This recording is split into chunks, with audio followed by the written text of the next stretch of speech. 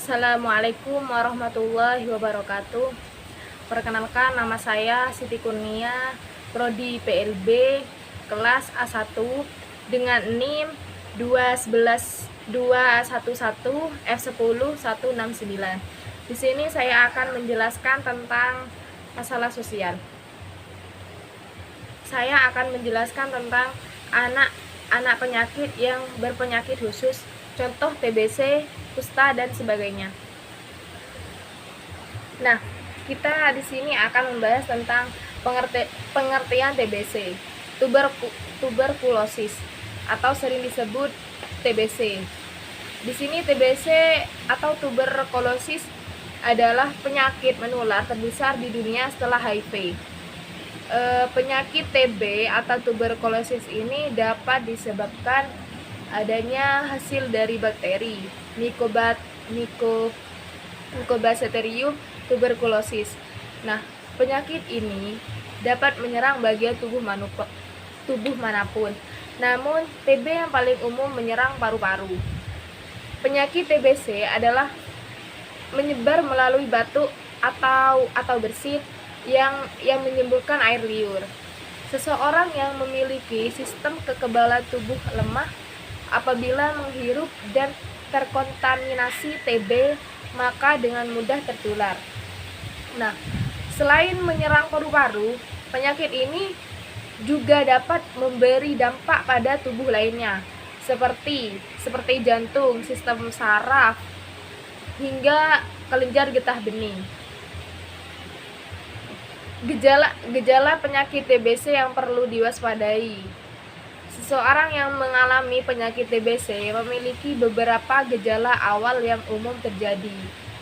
Menurut Pusat Pengendalian dan Pencegahan Penyakit di Amerika mengatakan bahwa penularan TBC terjadi lewat udara saat penderita TB aktif mengeluarkan bakteri saat bersin, batuk, atau berteriak.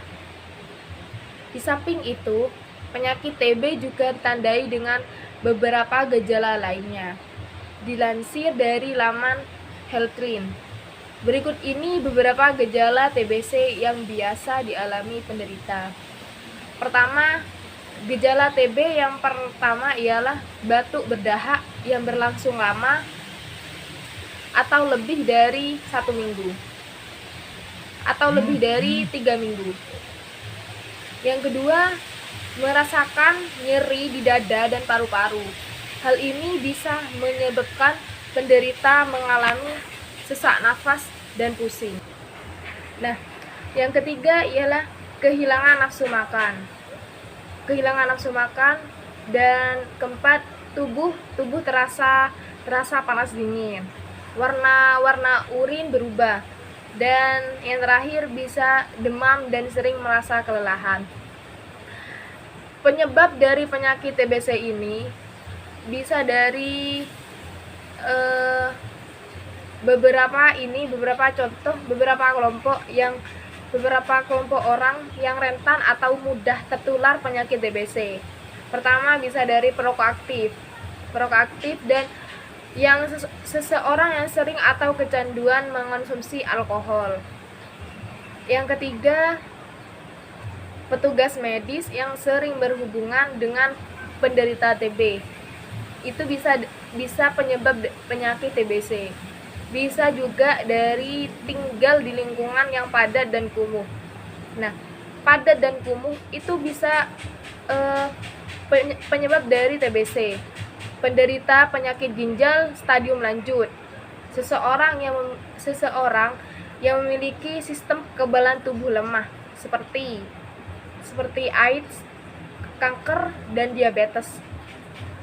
Dan kekurangan makanan bergizi dan anak-anak lansia juga termasuk penyebab penyakit TBC, dan seseorang yang menggunakan nafza.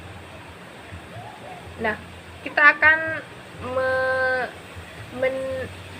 menjelaskan tentang pengertian kusta. Nah, apa itu kusta? Kusta adalah penyakit infeksi Mycobacterium pada manusia yang kronik progresif mula-mula menyerang susunan saraf tepi, selanjutnya dapat menyerang kulit, mukosa mulut dan hidung, sistem retikuloendotelial, mata, otot, tulang, testis, dinding pembuluh darah, terutama leptomatosa, dan organ lain kecuali sistem saraf pusat. Ada beberapa penyakit kulit, di antaranya sebagai berikut. Nah, yang pertama ialah epidemiologi. Penderita kusta tersebar di seluruh dunia. Di Indonesia tercatat 33,739 orang penderita kusta.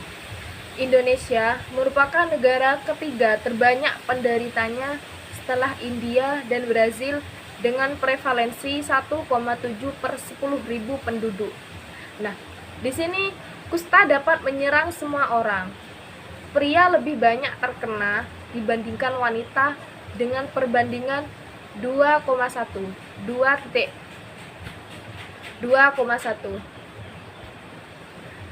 Walaupun ada daerah yang menunjukkan insidensi hampir sama, bahkan penderita wanita lebih banyak. Perbedaan tidak begitu nyata untuk tipe tuberkuloid pada orang dewasa karena perbedaan kerentanan dari faktor-faktor kontak. Kusta dapat mengenai semua umur, walaupun jarang dijumpai pada umur sangat muda.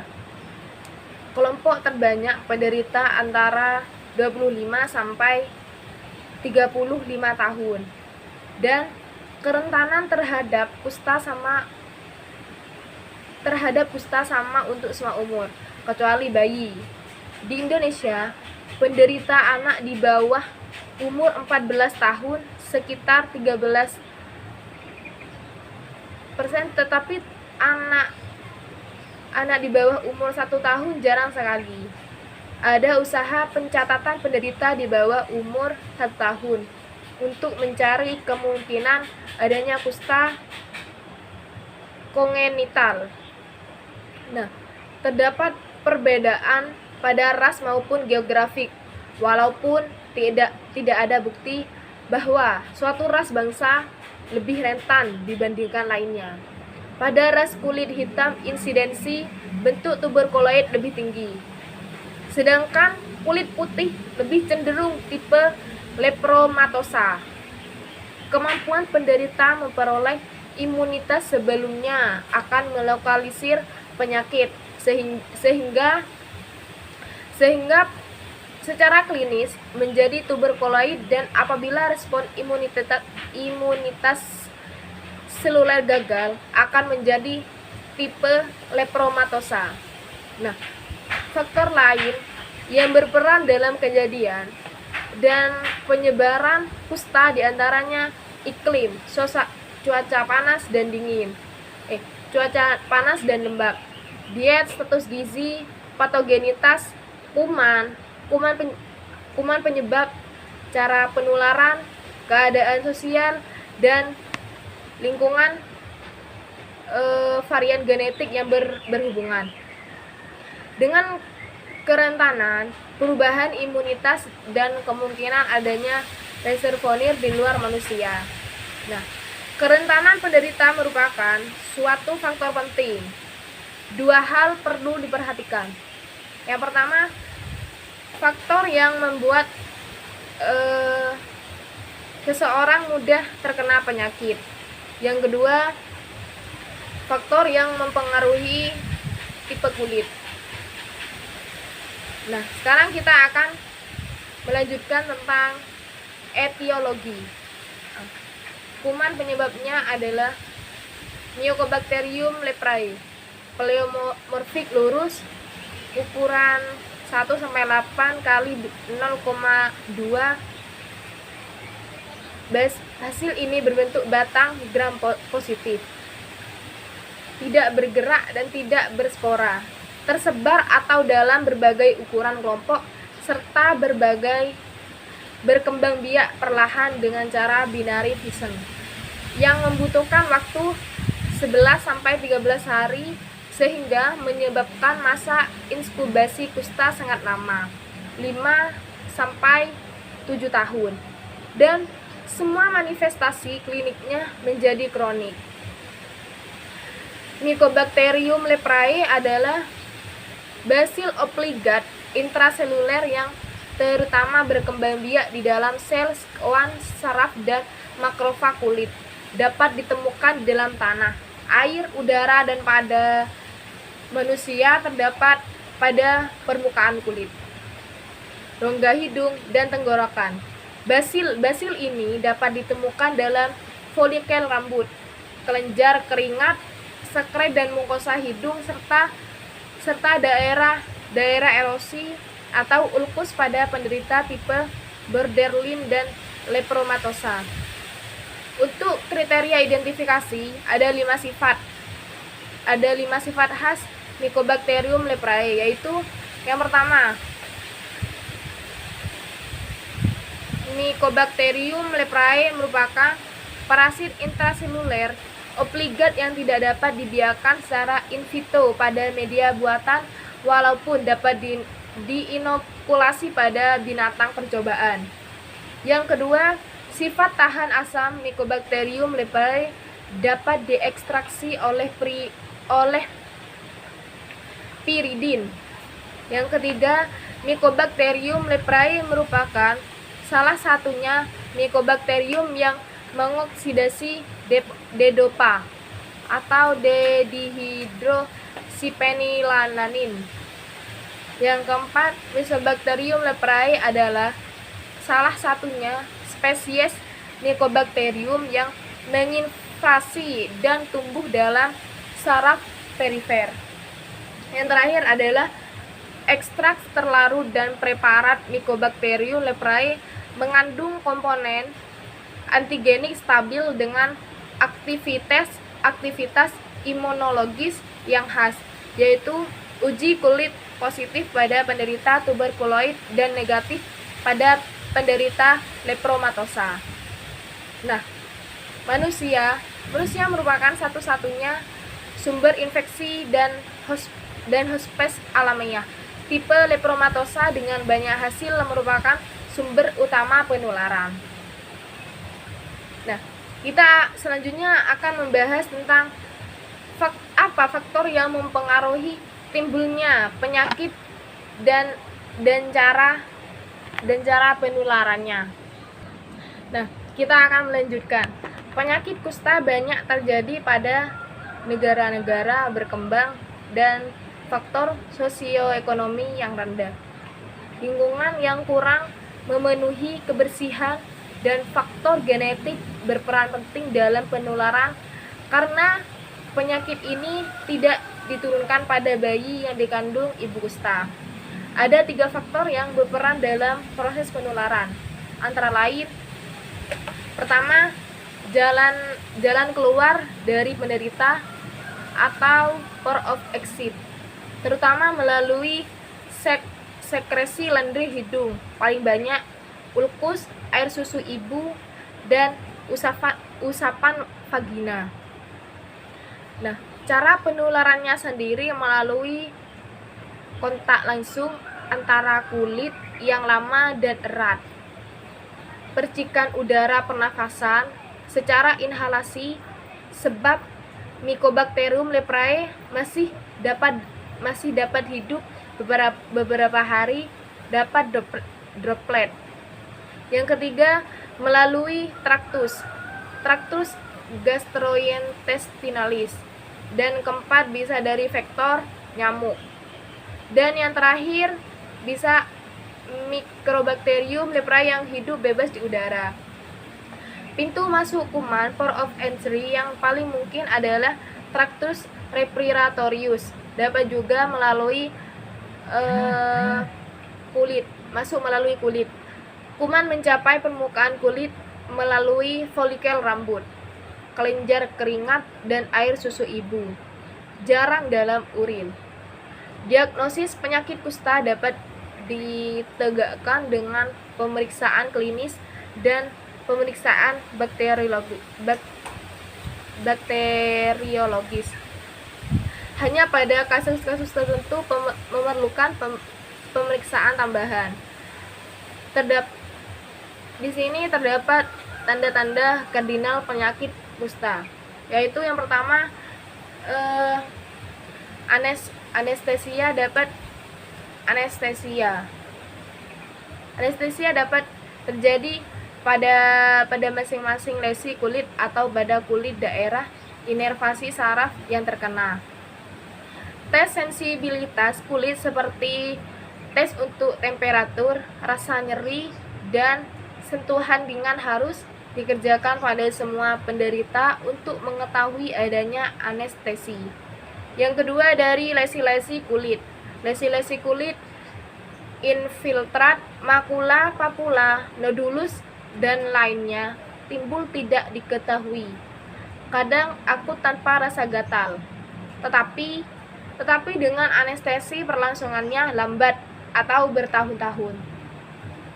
Yang ketiga, penebalan saraf perifer setempat. Nah, neuritis karena kusta sering menyebabkan penebalan atau pembesaran saraf, pemadatan, dan perubahan bentuk ini disertai dengan kelemahan otot yang diinervasi saraf tersebut. Selain dapat terjadi atrofi maupun anhidrosis, penebalan saraf paling sering terlihat pada N. auricularis, magnus, and ulnaris. Nah, yang keempat, ditemukannya Mycobacterium leprae, bakteriologis positif. Ditemukannya hasil basil tahan asam terutama pada tipe Lepromatosa dan Borderline. Diagnosis penyakit kusta dapat ditegakkan jika dijumpai paling sedikit dua dari 3 tanda kardinal. Pertama, dan diagnosis akan semakin kuat jika ditambah tanda yang keempat. Nah, kita akan menjelaskan tentang reaksi kusta. Definisi reaksi kusta. Episode akut dari penyakit kusta dengan gejala konstitusi, aktivasi, dan atau timbul efloresensi baru kulit. Pertama, klasifikasi reaksi kusta. Erythema nodosum leprosum. Umumnya terjadi pada kusta tipe BL atau LL. Yang berperan penting adalah sistem imunologis humoral. Nah, gejala konstitusional berupa demam, menggigil, mual, nyeri sendi, sakit pada saraf dan otot, pada kulit timbul eritema, nodus, dan bila nodus pecah menimbulkan ulkus. Perileksi antara lain lengan, tungkai, dan dinding perut. Reaksi pembalikan atau reaksi reversal, reaksi upgrading. Umumnya pada kusta tipe BT, BB, dan BL yang berperan penting adalah sistem imunologis seluler. Gejala konstitusi lebih ringan dari ENL. Gejala kulit lesi-lesi kusta menjadi lebih banyak dan lebih aktif secara mendadak. Tidak timbul nodus dan kadang ada jejak neuritis. Nah, selanjutnya kita akan membahas tentang penata laksanaan reaksi kusta. Yang pertama, erythema nodosum leprosum (ENL). Antipiretik, analgetik, paracetamol atau metampiron 4x500 mg. Kedua, kortikosteroid, prednison, dosis awal 20 sampai 40 mg atau hari dalam 4 dosis. Yang ketiga, clofazimine 300 mg atau hari. Yang keempat, obat anti kusta lain diteruskan. Reaksi pembalikan, reaksi reversal dan reaksi overcrowding. Bila timbul neuritis, berikan kortikosteroid prednison 30-60 hari, analgetik dan antipiretik jika perlu, dan selanjutnya obat kusta yang lain diteruskan. Kesimpulannya, jadi penyakit TBC dapat menyerang bagian tubuh manapun, namun yang paling umum menyerang paru-paru. Penyakit TBC menyebar melalui batuk atau bersin yang menyemburkan air liur. Nah, dan sedangkan penyakit kusta adalah penyakit infeksi Mycobacterium pada manusia yang kronik progresif. Mula-mula menyerang susunan saraf tepi, selanjutnya dapat menyerang kulit, mukosa mulut dan hidung, sistem retikuloendotelinal, mata, otot, tulang, testis, dinding pembuluh darah, terutama tipe lepromatosa, dan organ lain kecuali sistem saraf pusat. Nah, disarankan untuk seseorang yang tidak ada gejala TBC dan kusta supaya menjaga tubuhnya dengan cara mengonsumsi makanan bergizi, berjemur di bawah sinar matahari, dan mengkonsumsi vitamin. Nah, selanjutnya kita akan menjelaskan tentang PSK anak PSK, korban trafficking dan korban dan kekerasan seksual. Nah, hidup itu adalah pilihan. Orang yang mau hidup tentu harus membuat pilihan di antara banyak hal yang harus dijalaninya. Orang bisa memilih sesuatu hal yang sungguh-sungguh berlainan dengan apa yang menjadi pilihan orang lain. Pilihan itu bisa bertentangan dengan nilai, norma, hukum, atau bahkan agama. Pilihan inilah yang dikenal dengan pilihan menyimpang. Pilihan yang secara diametrik berbeda dengan mainstream arus utama, moralitas dianggap sebagai pilihan yang salah. Ukuran baik dan buruk dan benar salah selalu menggunakan tolak ukur moralitas. Pada dasarnya, mereka para pekerja seks komersial sudah tahu apa yang telah mereka lakukan adalah salah dan merupakan perbuatan dosa. Moralitas, etika, dan agama yang sering diagung-agungkan tidak akan mampu membuat mereka hidup secara nyata di masyarakat. Mereka sudah menganggap pelacur itu menjadi sebuah profesi atau pekerja dan tumpuan pencaharian mereka untuk mendapatkan penghasilan. Nah, masalah moralitas dan etika biarlah menjadi urusan mereka sendiri. Namun, meskipun mereka mempunyai pemikiran seperti itu, ada suatu hal yang harus mereka lakukan dalam kehidupannya sehari-hari. Moralitas merupakan fenomena manusiawi yang universal. Tentunya, para pekerja seks juga mempunyai batasan-batasan sendiri yang tentang moralitas yang mereka aplikasikan atau wujudkan dalam kehidupan mereka sehari-hari, baik dengan sesama pekerja seks maupun dengan para pelanggannya. Nah, prostitusi di Indonesia dianggap sebagai kejahatan terhadap kesusilaan atau moral dan melawan hukum. Dalam prakteknya, prostitusi tersebar luas, ditoleransi, dan diatur. Pelacuran adalah praktik prostitusi yang paling tampak, seringkali diwujudkan dalam kompleks pelacuran Indonesia yang juga dikenal dengan nama lokalisasi, serta dapat ditemukan di seluruh negeri. Praktik prostitusi merupakan salah satu bentuk penyimpangan sosial yang dilakukan oleh masyarakat sejak zaman dahulu sampai sekarang. Praktik yang dilakukan di tempat lokalisasi biasanya berada jauh dari pemukiman warga, dengan pertimbangan agar tidak mudah diakses. Selain itu, dikarenakan yang didirikan di lingkungannya, kecenderungan ini didasarkan pada kuatnya rasa malu dan kemungkinan timbul dampak negatif terhadap perkembangan jiwa anak-anak di sekitar lingkungan lokalisasi. cukup beralasan jika tempat lokalisasi dalam pandangan masyarakat. Nah, perdagangan manusia, trafficking telah lama terjadi di muka bumi ini dan merupakan tindakan yang bertentangan harkat dan martabat manusia. Hal itu merupakan pelanggaran terhadap hak asasi manusia. Harkat dan martabat manusia yang dilindungi berdasarkan Pancasila dan Undang-Undang Dasar 1945.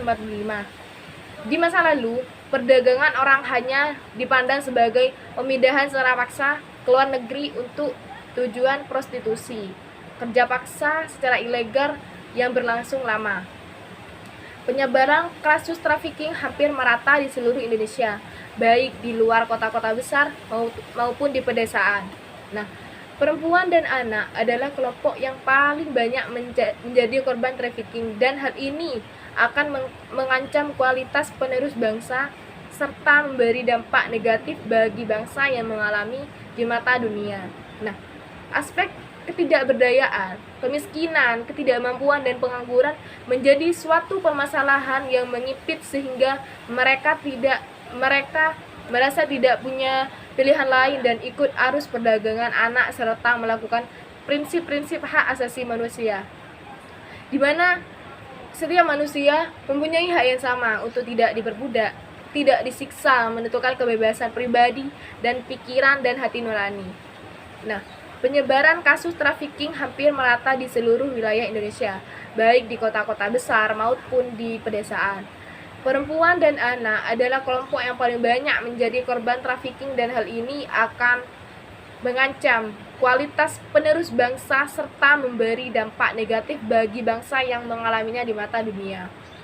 Nah, masalah pelecehan seksual saat ini telah terjadi pemberitaan karena sering terjadi di kalangan remaja menjadi bertambah. Misalnya dengan menggoda menggunakan ungkapan-ungkapan penuh hasrat atau mengungkapkan gurauan-gurauan bernada porno, mencolek-colek pada tubuh, serta terkadang ada ancaman-ancaman jika ajakan tersebut tidak dipenuhi, sehingga korban merasa malu, marah, tersinggung, atau membenci. Walaupun tidak melakukan penyiksaan secara fisik, namun pelaku tersebut sudah membuat korban terasa terganggu dan tidak nyaman. Nah, rata-rata korban daripada pelecehan seksual tersebut adalah para kaum perempuan. Nah, kasus pelecehan seksual sudah seringkali diekspos oleh media massa. Namun dalam masyarakat kita masih banyak yang belum sepenuhnya menyadari mereka sebenarnya telah menjadi korban pelecehan seksual atau menganggap masalah ini sebagai sesuatu yang tidak serius untuk ditanggapi. Dalam masalah kasus, banyak korban yang memiliki diam dan menganggap biasa perlakuan yang terima dan dari atasan maupun dari rekan kerja. Maraknya pelecehan seksual yang terus-terusan terjadi sangatlah membuat keresahan di masyarakat, terutama bagi para orang tua yang memiliki anak-anak perempuan. Namun ada yang mengatakan bahwa justru korbanlah yang memberikan peluang kepada para pelaku untuk dapat melakukan pelecehan seksual. Nah, selanjutnya karakteristik PSK anak atau anak PSK. Yang pertama adalah umur. Yang kedua ialah pendidikan. Yang ketiga dari latar belakang keluarga, yang keyakinan dan agama. Dan yang kelima dari lingkungan, dan keenam dari geografi sosial. Nah, negara jangan gagal dalam memberikan perlindungan secara utuh kepada anak-anak sebagai generasi penerus yang harus selalu dijaga dan diselamatkan. Yang lebih penting, negara juga harus memperhatikan media-media online yang boleh diakses oleh masyarakat, terutama anak-anak. Sekarang begitu bebasnya masyarakat mengakses media-media sosial tanpa pengawasan yang ketat dari negara. Inilah tanggung jawab negara terhadap warganya dalam menyelamatkan wanita dan anak-anak di bawah umur dari perbuatan prostitusi yang ilegal dan melawan hukum, baik melalui media online maupun tidak. Sehingga penghormatan akan HAM bisa didapatkan secara hakiki sebagai kodrat manusia sejati. Sekian dari saya. Terima kasih. Assalamualaikum warahmatullahi wabarakatuh.